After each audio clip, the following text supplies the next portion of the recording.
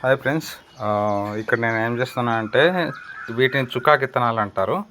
So చుక్కాకు వస్తుంది, చుక్కాకు మనము చట్నీ చేసుకుంటాం, ఇలా చుక్కాకు వస్తుంది ఇలా వీటిని నాటుకుంటే. సో ఇక్కడ నేను జస్ట్ సమ్మర్ కదా అండి, ఇంటికాడ సాకి మళ్ళీ చేలో పెడతాంలే అనేసి ఇలా నాటాను. సో వీటిపైన ఇట్లా ఇంకా మట్టి కవర్ చేసేసి వాటర్ పోస్తే మొలకలు వస్తాయి. మళ్ళీ మొలకలు వచ్చాక ఇంకొక వీడియో చేసి చూపిస్తాను.